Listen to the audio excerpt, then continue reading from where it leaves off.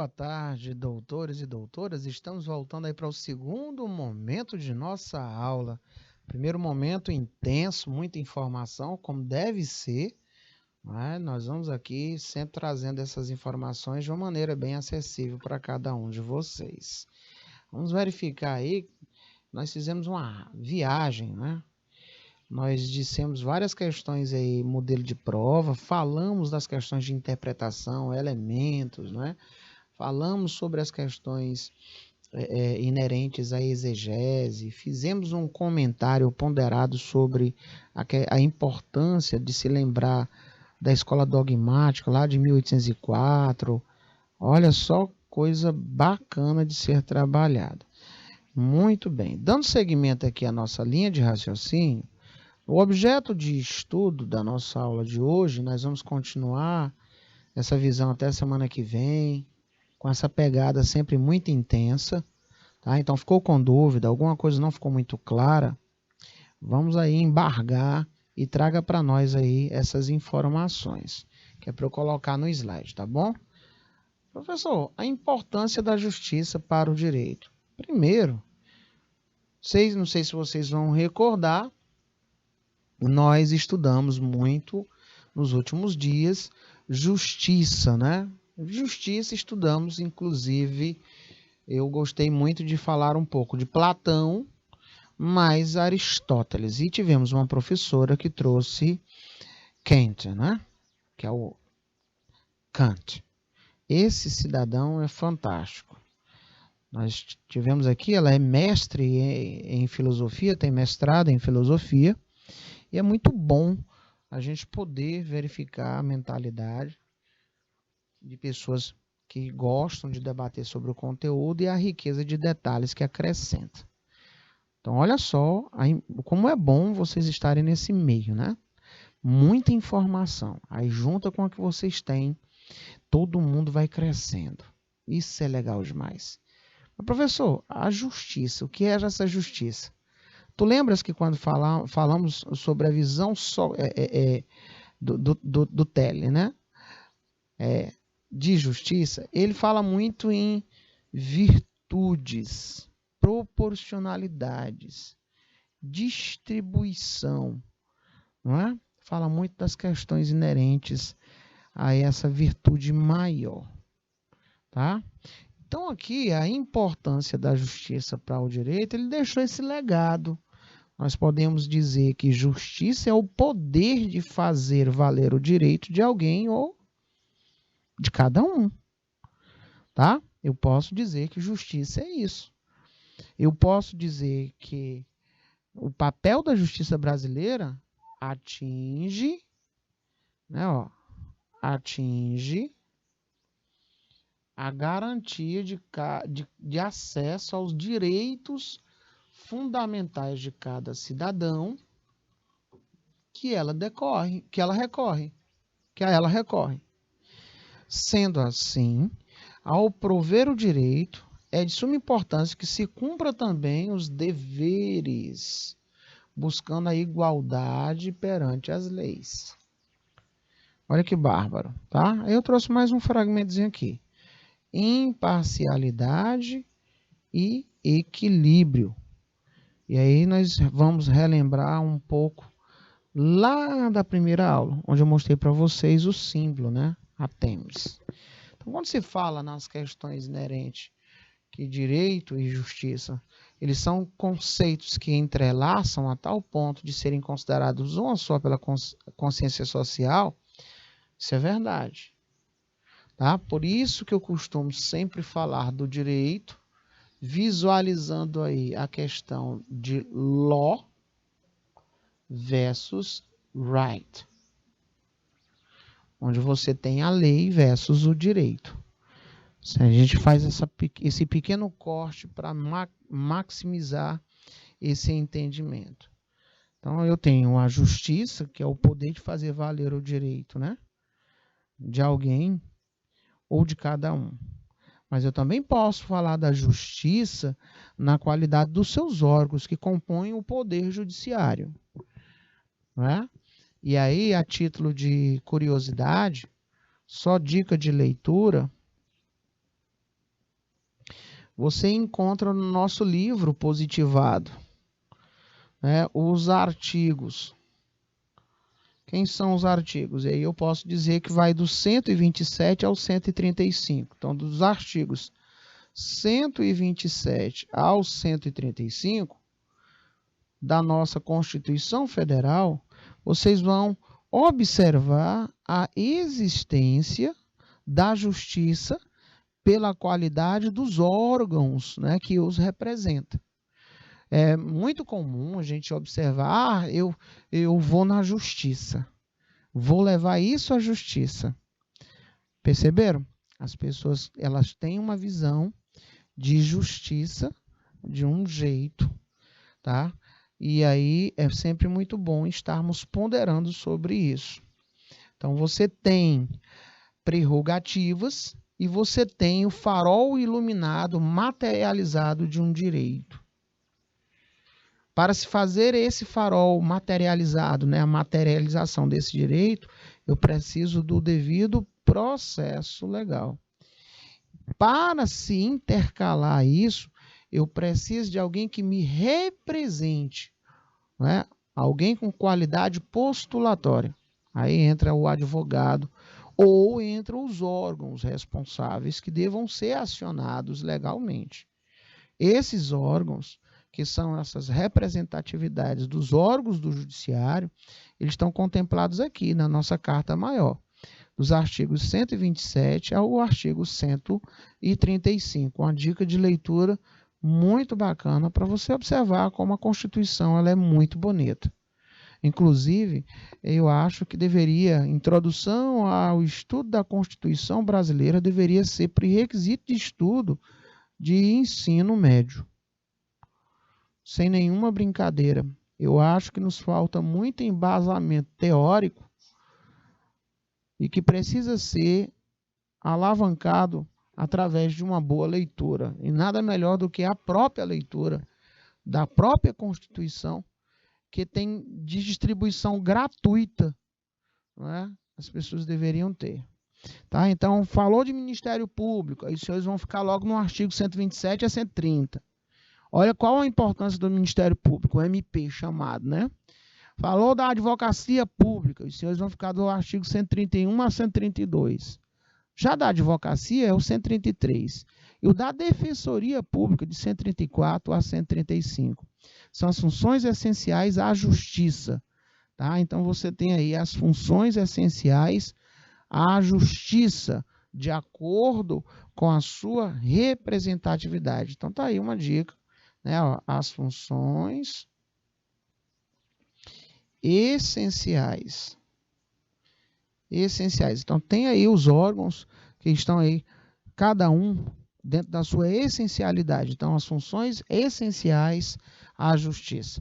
Você tem dos artigos 127 ao 135 para você crescer ainda mais nessas questões da leitura. Bacana até aí, gente? Tá? Então, olha só. Sabemos todos, entretanto, que nem sempre eles andam juntos, né? A questão desse sentido, de direito com o sentido de justiça e vice-versa. Justiça com o direito.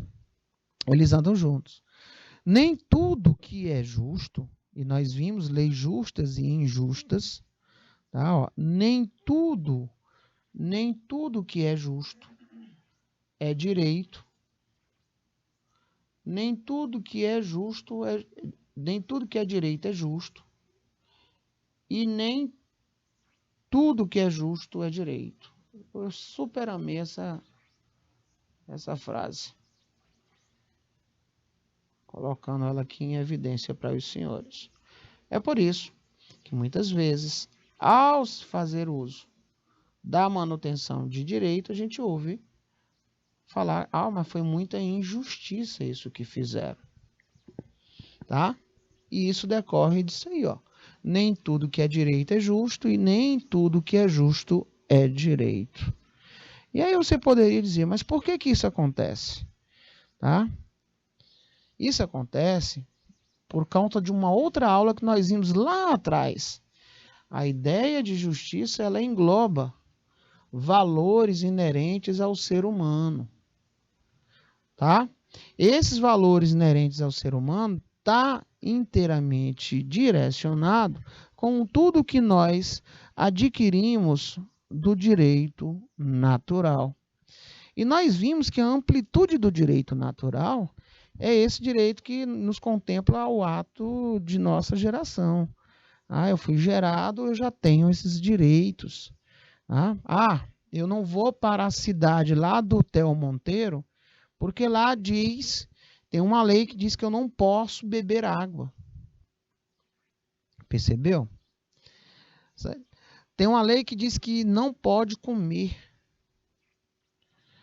Professor, mas aí vai estar maculando o meu direito. Sim, porque universalmente eu tenho direito à alimentação, direito à vida, direito à saúde, direito a uma água com qualidade, direito à manutenção da minha integridade. Todos nós são atemporais, são universais. Não é um direito posto, não é um direito positivado, escrito pelos homens. Certinho? Por isso que, de contrapartida, tirar essa visão, teve aquela coisa do juspositivismo, né? O direito positivo. E aí nós vimos uma aula que tratava justamente disso. As críticas ao juspositivismo. Quando surgiu os maiores representantes, né? As características. Certinho até aí? Vamos adiante, senhores. Vamos lá ver o que nós temos mais aqui. O direito por seu turno, ela é uma invenção humana. Ou seja, surgiu criação humana dentro da necessidade de se anteparar à previsibilidade, à hipótese de certas ações que, quando elas são constituídas em realidade, elas mereciam ali uma sanção. E aí vocês vão ver aí que entra Kelsen pelo meio, tá? Onde ele fala primárias e secundárias. Vamos ter aí um negócio muito bacana pela frente. Exatamente, Theo Monteiro, né? Os direitos naturais imutáveis. Já o positivo é multável, né? Ele é multável. Vocês vão estar sempre se deparando com isso, né? Exatamente, invariável, tá? Então, olha só. Ele é um fenômeno do direito histórico e cultural, concebido como técnica para a pacificação social e a realização da justiça. Claro, eu preciso ter previsibilidade de conduta, caso contrário, nós não viveríamos em paz. Me diga aqui uma coisa, o que seria de nossa cidade, das nossas cidades onde nós vivemos, se não existisse lei, se não existisse o direito, se não existisse o Estado? Olha só, está tudo entrelaçado. Ali o Estado ele não operaciona, ali não tem direito, ali não tem lei, ali não tem nada. Me diga, é possível uma convivência salutar, harmoniosa? Iríamos ter uma divisão.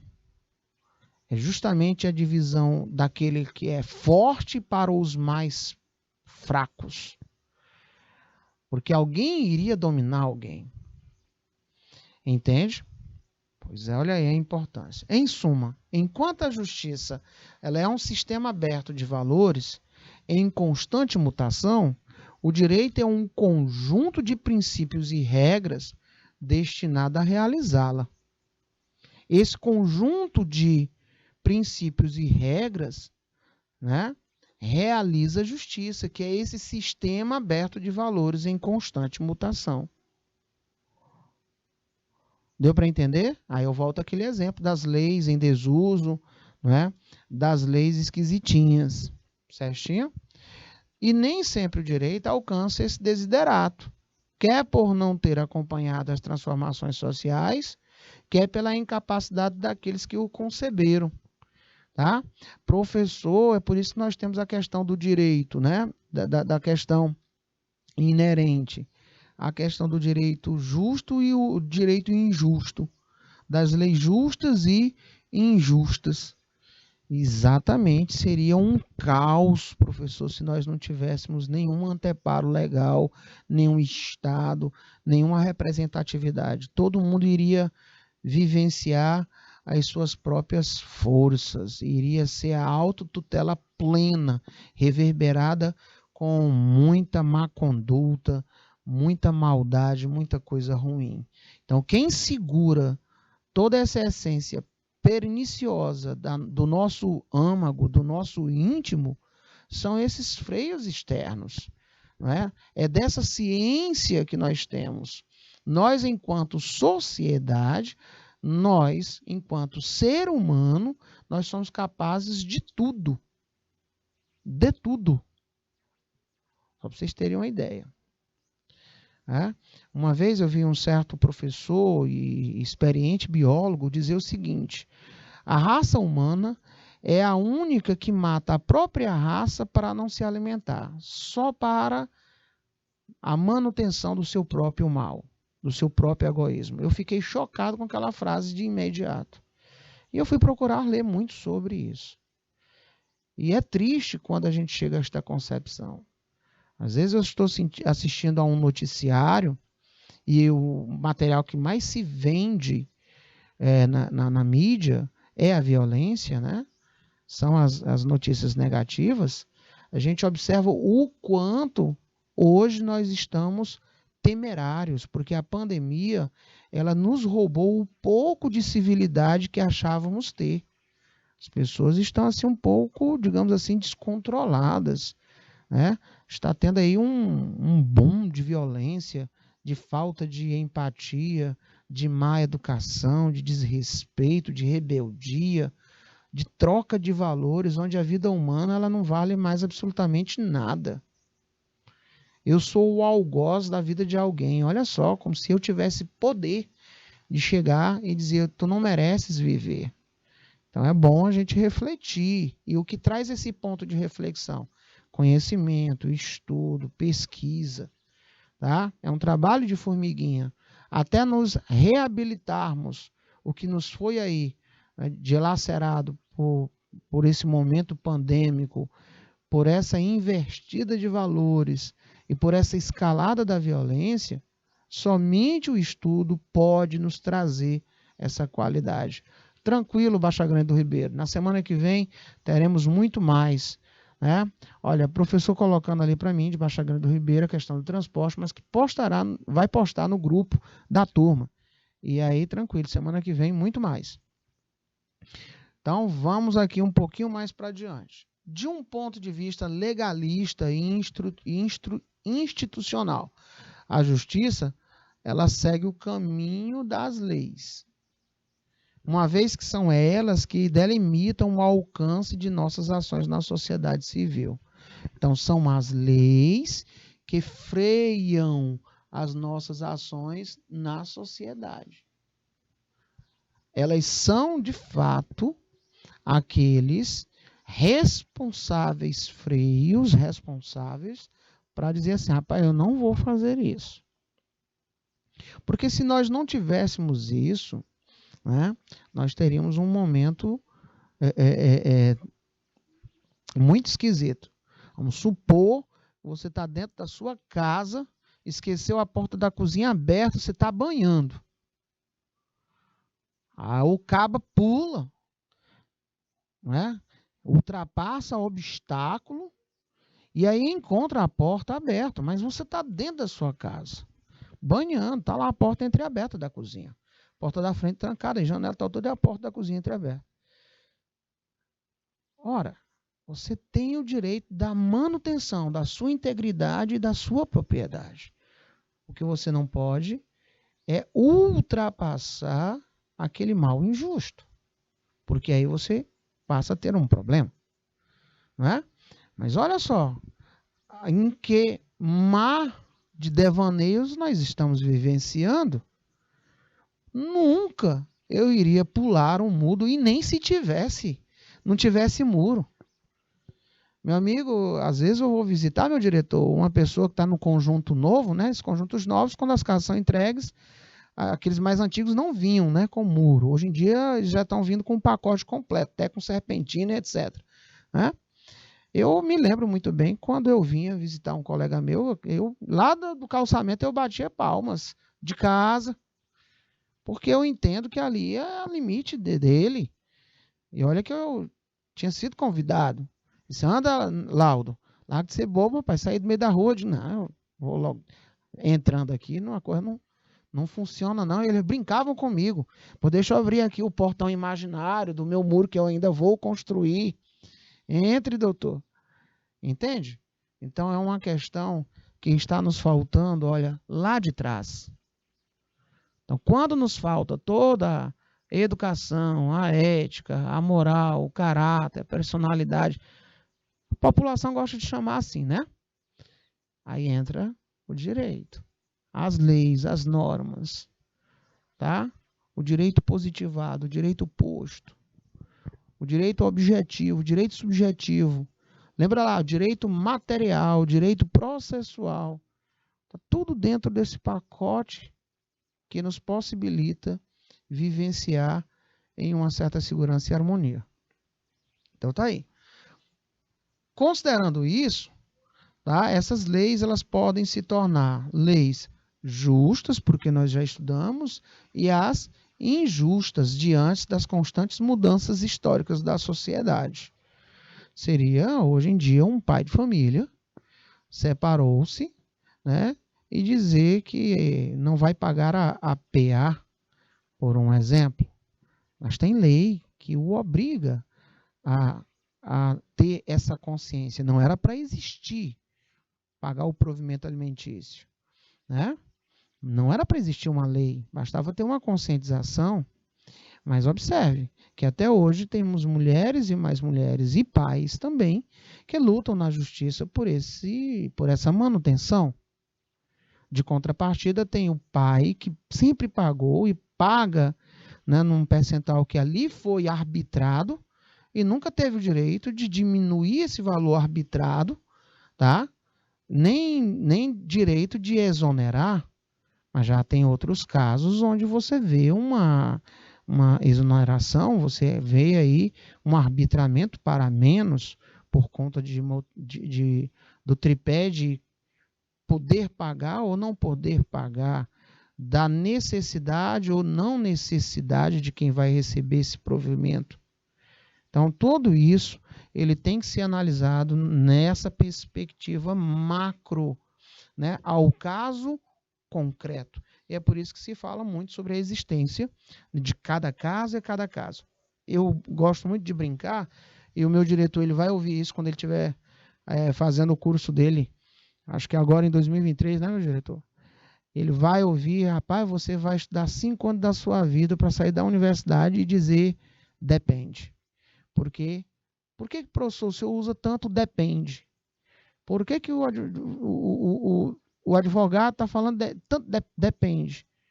Porque depende do caso em concreto. Um caso em concreto, ele nem sempre ou quase nunca vai ter aquelas mesmas características de cometimento, né, de acontecimento de um outro. Ah, se fosse assim, botava tudo numa régua e vamos embora. Então, por isso acontece esse famoso depende. Então, a justiça, na filosofia antiga, ela significava virtudes, e nós vimos isso, né, lá quando estudamos os tempos mais antigos, quando nós vimos a questão aristotélica, né, que tudo abrangia sem distinção entre o direito e a moral. Questãozinha de prova, características de direito e moral. Segundo esse entendimento, é a expressão do amor ao bem e a Deus. Considerando as 4 virtudes básicas do sistema de Platão, a justiça é uma espécie de eixo gravitacional em torno do qual 3 itens: autodomínio, coragem e sabedoria. A justiça é a virtude moral que rege o ser espiritual no combate ao egoísmo biológico, orgânico do indivíduo.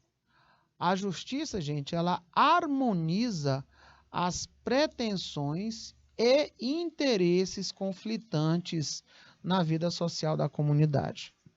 Uma vez adotada a ideia de que todos os problemas jurídicos são problemas de distribuição, olha lá, justiça distributiva, vocês lembram disso? Não vão confundir, tá? Não vão confundir, tudo bem?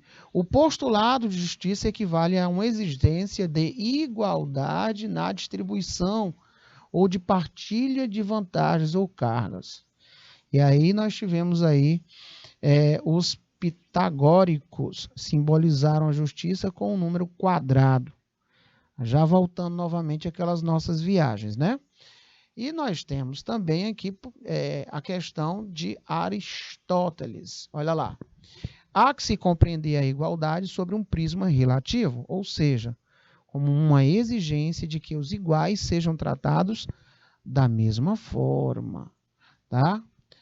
Como pensada por Aristóteles, na sua obra clássica Ética a Nicômaco. Isso significa que, como um pré-requisito para a aplicação da igualdade, é necessário que haja algum critério para determinar o que será considerado igual.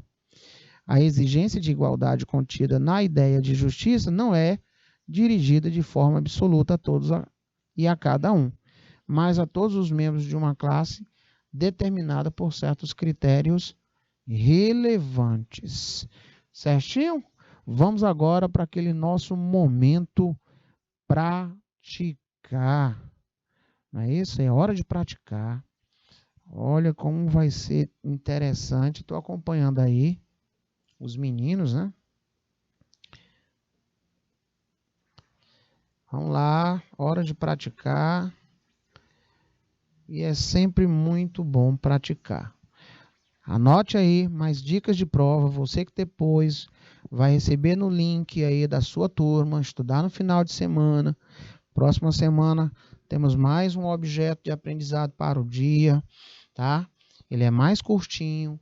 Nós vamos passar aí a semana que vem respondendo muitas questões da aula de hoje, de outras aulas, tudo isso verticalizando para as nossas provas. Olha lá a primeira. E aí eu vou deixar 2 minutinhos para a leitura e a respectiva resposta dos senhores.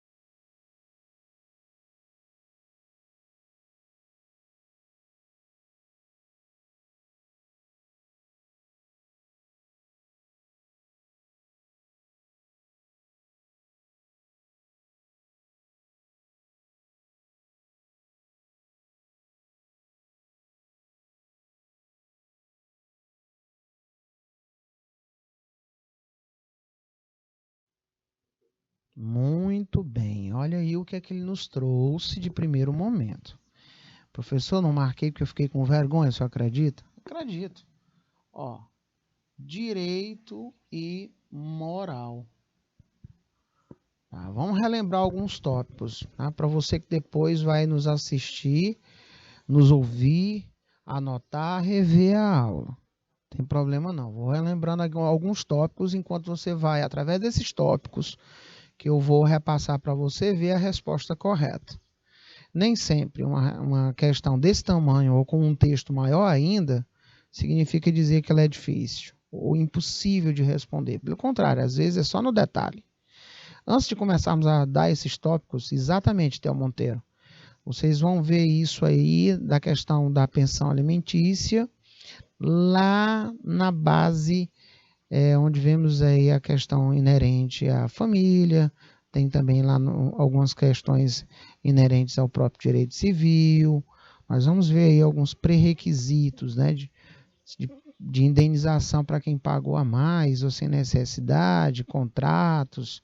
E aí entra lá também a questão sucessória, direito de família. Não, é uma mini introdução, né? Então, ó, direito moral. Nós vimos que o direito ele é bilateral atributivo, enquanto que a moral é unilateral. Ela está dentro de mim e acabou. Tá? Nós vimos que o direito ele visa o ato exteriorizado. Tudo bem? Partindo da intenção. Então, às vezes, ele precisa verificar o acontecimento interno para tirar ali a intencionalidade.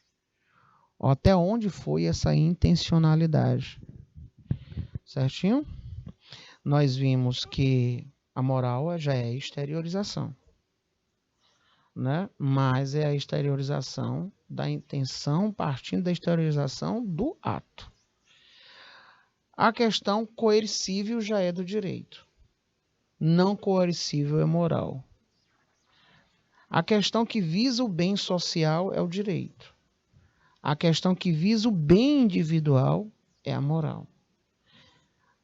Tá? Forma predeterminado e certo é direito. Já quando se fala de não apresenta a predeterminação da forma, é moral.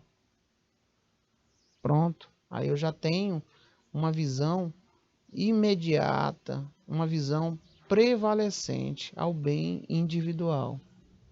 Então, quando eu falo ao bem individual, ao bem individual, a norma moral visa de maneira imediata e prevalecente ao bem individual, ou os valores internos da pessoa, tá? A norma jurídica, ao seu turno, ela visa ao bem social ou aos valores de convivência, tá? Por isso que a resposta correta é letra D. E o conteúdo está na caracterização de direito e moral. Nós assistimos isso em uma aula, nós respondemos várias questões sobre esse mesmo quesito.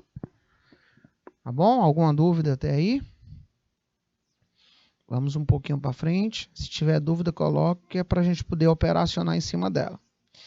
A questão agora ela é de trato entre hermenêutica. Eita, professor, falando de novo em hermenêutica. E os diversos modos de interpretação. Eita, teve um grande momento da aula de hoje falando sobre isso. Tá? Então, hermenêutica caracteriza. Olha aí. Olha lá. Vamos lá, 2 minutinhos na tela para a leitura.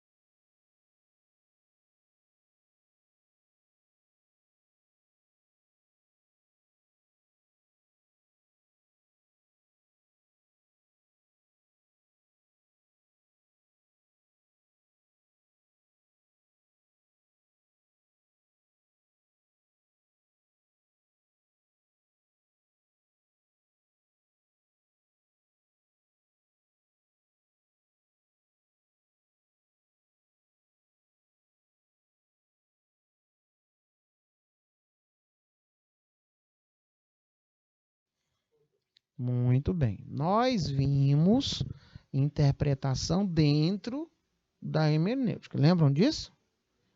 Nós vimos que, primeiro momento, se falava na interpretação dos textos bíblicos, né? Era a questão da arte de interpretar e que tínhamos as alegorias. Tá aí dica de leitura, tá? Mas a questão aqui, ela não vai precisar que você seja tão, digamos assim, tão profundo nisso, né? Não vai. Por quê? Se você pegar a leitura, logo de cara você se depara o seguinte: hermenêutica aplicada ao direito formula diversos modos de interpretação das leis. Ponto. A interpretação que leva a consideração principalmente os objetivos para os quais um diploma legal, né, ele foi criado, ela é chamada de quê, gente? Olha aí. Teleológica. Eu até disse para vocês durante a aula, cuidado com a teleológica, que ela visa o objetivo, finalidade. Então, ó, olha aqui, teleológica. Nada tem a ver com religioso, tá? Um aluno foi me perguntar se tinha alguma coisa a ver com religioso. Então, nós temos aí teleológica. Olha lá, à luz dos seus objetivos. Bom? Então, tá aí. Os quais um diploma foi criado, considera principalmente os objetivos. Olha aí. Falou disso, de objetivos, finalidades, os senhores, ó, tranquilo e calmo lá na prova. Sobre os meios de integração das normas, para o caso de omissão da lei. Sobre os meios de integração das normas, para os casos de omissão da lei, assinale a alternativa correta. As leis são consideradas fontes primárias? Check. A analogia, os costumes e os princípios gerais do direito são considerados fontes secundárias? Nós não vamos mais nem sair dessa daí. No início da aula eu falei para vocês sobre as questões, né, fontes primárias e secundárias. E eu dei até uma dica para vocês visualizarem o posicionamento de Kelsen, que era para vocês terem mais informações sobre esse caso. Dica de leitura foi sobre informações de Kelsen. Relativamente às normas jurídicas, é correto afirmar, olha o conteúdo, o que é uma norma jurídica. Lembra que eu pedi na tela de abertura da nossa aula? Digo, olha, anota, dica de prova, o que é uma norma jurídica, o que é uma norma, o que é o direito, o que é uma jurisprudência, o que é uma lei. Tá? Ao classificar as normas em primárias e secundárias, terminei de dizer no slide anterior, digo, dica de leitura, Hans Kelsen, os kelsenianos, né? Em sua importante obra Teoria Pura do Direito, indica que as normas primárias estabelecem um preceito para a ação e as secundárias estabelecem a sanção.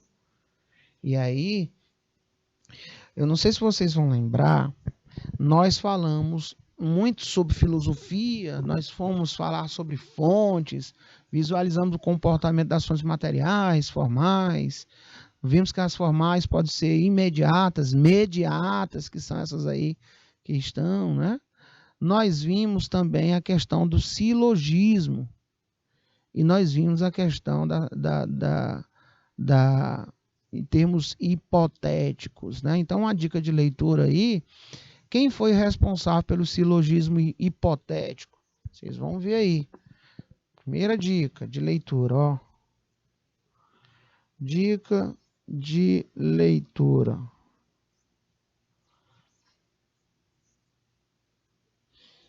Quem foi o responsável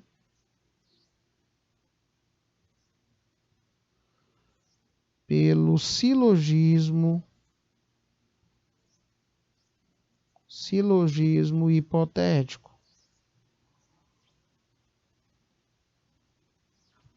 Quem foi responsável pelo silogismo hipotético? Aí não esquece de ler, né, o que é que era apregoado por Kelsen na sua obra Teoria Pura do Direito. Ele indica que as normas primárias estabelecem um preceito para a ação e a secundária. Será que é isso? Conforme o entendimento doutrinário predominante, a questão sobre o que seja a norma jurídica e se o direito pode ser concebido como um conjunto de normas é puramente dogmática, podendo ser resolvida no âmbito de dogmática jurídica. Cuidado! As leis jurídicas indicam aquilo que na natureza necessariamente é, portanto, as normas jurídicas. Cuidado! Né? A todo instante nós estávamos falando aqui as questões inerentes a direito natural, direito positivo, direito subjetivo, etc. De acordo com o pacífico entendimento doutrinário, as normas jurídicas, em regra, não incorporam enunciamentos prescritivos, credo, desarreda, né? De acordo com o entendimento doutrinário prestigiado, as normas jurídicas consistem em proposições hipotéticas. Tá? E aí eu aproveitei o hipotético e lembrei das questões do silogismo, para vocês verem lá. Vocês vão ver sobre o Aristóteles, né? Vocês vão ver sobre Aristóteles foi a criação do termo silogismo. Vocês vão ver empregado para identificar o raciocínio por meio da dedução. Tá? Então, silogismos condicionais, tranquilos e calmos, né? Que os argumentos do tipo dedutivo ou indutivo são argumentos que são constituídos de proposições apodídicas. Olha que coisa legal, vocês vão ver. Então, essa proposição hipotética, meus ilustres, são aquelas que estabelecem um enunciado condicional, visando uma consequência segundo o que foi estabelecido antes. Vocês vão ter essa leitura e vocês vão se divertir por demais da conta, porque é uma boa leitura e uma excelente curiosidade. Vamos para a próxima? Olha aí, para os nossos ilustríssimos 2 minutinhos aí na tela.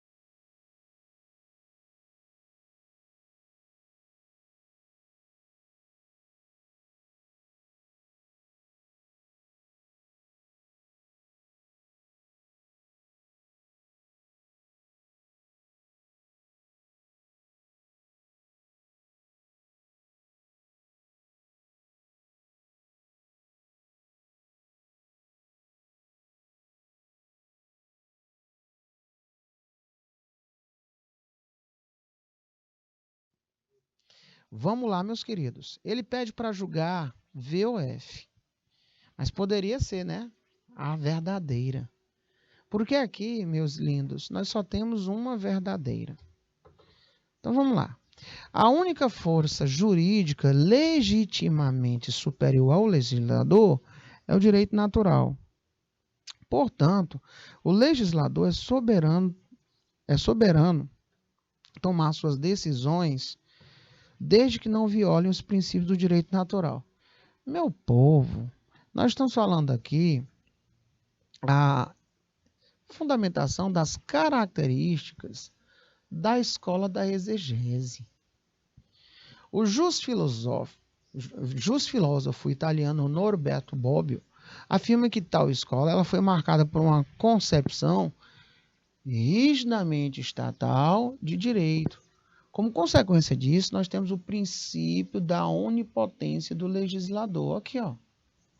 Tá? Segundo Norberto, a escola da exegese nos leva a concluir, meu povo, a lei ela não deve ser interpretada segundo a razão e os critérios valorativos daquele que deve aplicá-la.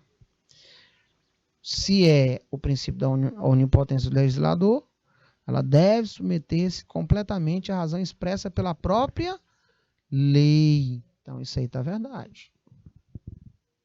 É a única verdadeira. O legislador é onipotente, check, porque é representante democraticamente eleito pela população.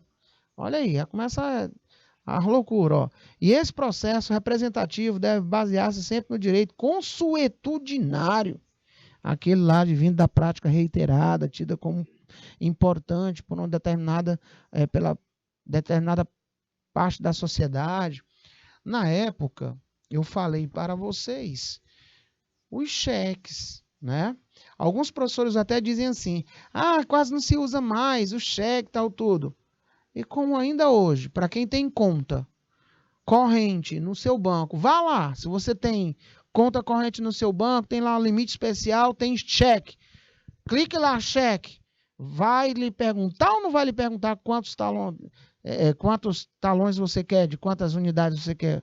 Sabe por quê? Porque até ainda hoje ele é utilizado. E teve um posicionamento simulado, né, e a posteriores leis explícitas do cheque. O que foi isso?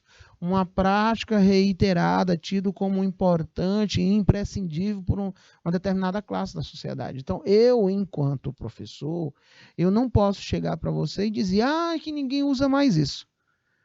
Eu mesmo tenho. Né? Então, ainda nós temos essa prática reiterada e ela é tida como imprescindível por parte da sociedade. Então, se nós não deixamos de ter, não é que ele vá ser ad infinito, perene, mas as leis que ainda vinculam esse acontecimento, elas estão válidas. Então, cuidado quando se fala de consuetudinário, para não esquecer, eu deixei esse exemplozinho aí. Tá? Então, falciane. Uma vez promulgada a lei pelo legislador, o Estado juiz é competente para interpretá-la. Interpretá-la, juiz é um mero vassalo do legislador. Era a supervalorização do código. É tido como obra terminada, acabada. Mas não contavam com o avanço da sociedade. Né? A única força jurídica legitimamente superior ao legislador é o direito natural. Gente, nós tínhamos a codificação, lembram não? Então, ó, falciane da bruta. Olha aí, coisa bacana, né? Vamos mais uma? Vamos lá. Tá aí. O que são normas? Olha aí, o que são normas? Tá, eu trouxe aqui para vocês uma ideia. São prescrições obrigatórias de comportamento para as pessoas. Ela diz como deve ser o comportamento nosso na sociedade. Então, são as normas sociais. Tem normas aí na sua escola, não tem? Tem normas na sua casa, não tem? Tem normas no seu local de trabalho. Tem normas para nós, professores. Tem normas para os diretores. Tem normas para os advogados. Não tem? tem todo um regimento, não tem? Então, são classificadas como sendo conduta que pretendem disciplinar o comportamento do indivíduo e as de organização que tem um caráter instrumental. Olha aí o instrumental. Seria uma das modalidades de você dizer o que são normas. Caracterize a escola dogmática. Tá? Nós vimos que a escola exegética, também falada de escola dogmática, era aquela que tratava única e exclusivamente, né? Única e exclusivamente da literalidade da lei. O juiz, ele estava ali engessado. Então, eu vou dizer, a ideia principal dos juristas dessa escola consiste no fato de que o intérprete deve apenas buscar a chamada mens legislatores, ou seja, a vontade do legislador. O que ele queria dizer ao elaborar a lei. Desse modo, não importará se a sociedade mudou ou evoluiu. A interpretação será sempre aquela voltada ao passado, à época da elaboração da norma. Por essa razão, o método utilizado era normalmente, olha aqui, normalmente o gramatical ou o literal, pois para esses teóricos, as palavras carregavam a vontade originária do legislador. Essa escola não aceitava quaisquer outras fontes, senão a própria lei. E a fonte era o próprio Estado. Não era um perigo um negócio desse? E esta representava todo o direito existente. Havia o endeusamento das codificações, que eram consideradas obras perfeitas, completas, acabadas, não se aventando a possibilidade de lacunas ou atividade criativa da jurisprudência. Olha aí, tá? O que é norma, característica de direito e moral, né? Fale sobre a escola dogmática, exegética, escola da exegese. Olha aí, o Theo Monteiro falava agora há pouco sobre a questão das escolas. Então, cuidado para não cair nessa armadilha. E aí nós vamos para a última. Olha aí. Ele traz aqui conosco o seguinte. Olha aí, questão de prova. Fonte do direito. Ele vai dizer que a fonte de uma coisa é o lugar, mas aí ele pede para que você pegue, cite as fontes do direito e ele pede que você exemplifique, dê um exemplo. Tá? Nós vimos, hoje mesmo eu já falei várias vezes para vocês quais são as fontes do direito. Então, as fontes do direito, as leis, costumes, jurisprudências, doutrina, analogia, princípio geral do direito, equidade. Tá aí. E aí, um exemplo, eu já coloquei aqui para ti, ó. Exemplo 1. Os tribunais brasileiros aplicaram a analogia para estender aos transportes rodoviários coletivos o conceito de culpa presumida criado pelo decreto número 2681, tá? Que regulou a responsabilidade civil das estradas de ferro. Olha, exemplo lá das antigas. Exemplo 2. Existe uma lei que diz que o condômino que administrasse sem oposição dos outros se presumia mandatário comum, que pode ser utilizada por meio de analogia para decidir o caso do usufruto de um bem que tivesse tal todo. Então, se vai exemplificar isso, estuda casos de analogia, estuda casos de costumes, tá? Ou até mesmo uma lei, a lei de Farol Baixo, a Maria da Penha, e etc. Tá bom? Então não perde o nosso próximo encontro, muito mais informações aqui para cada um de vocês nos serviços jurídicos, com a nossa disciplina Introdução ao Estudo do Direito. Até breve.